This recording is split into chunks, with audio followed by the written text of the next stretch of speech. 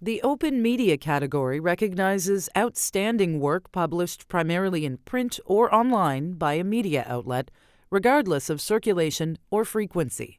The finalists are Keith Gerine of the Edmonton Journal for Condition Critical.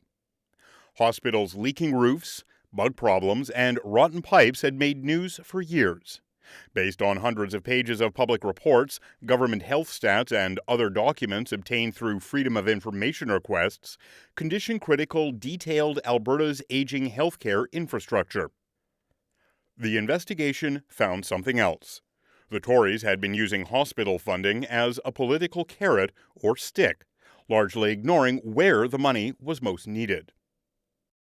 John Wells of the Hamilton Spectator for Remorseless. Locals only knew Jeremy Hall as a career criminal who murdered young Billy Mason, burned his body, and stuffed the ashes in farm animal feed bags. A riveting, disturbing multi-part series, Remorseless painted a brutally honest, controversial personal portrait of a killer. Based on 13 months of interviews and research, the series showed Hall's own paranoia and sense of the code of the street that led him to murder. Robert Cribb of the Toronto Star for Presumed Guilty. Most of us don't know contacts with police, even if they don't lead to charges or convictions, are filed away. These non-conviction records can ruin you professionally and personally when routinely disclosed to employers, schools, volunteer groups, even the U.S. government during background checks. This series of 20-plus stories sparked calls for change. The province of Ontario has since vowed to regulate what police can release. Marco Chown Oved of the Toronto Star and recipient of the R. James Travers International Corresponding Fellowship for Mining and International Aid.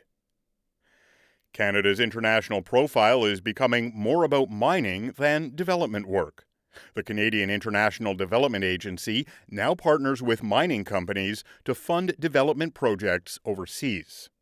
These 3 in-depth reports, written after 2 months of traveling from Africa to the Andes, explored the promise and the disappointment of Canadian mining projects in impoverished countries, as well as the difficulties faced by NGOs in this new reality.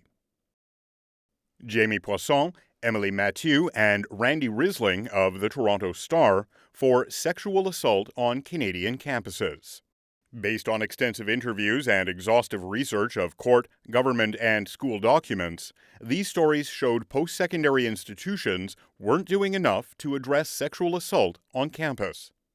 Only 9 of Canada's 78 universities had special policies to deal with sexual assault, and none of those examined had specific protocols. Some victims said they found themselves fumbling through a confusing bureaucracy.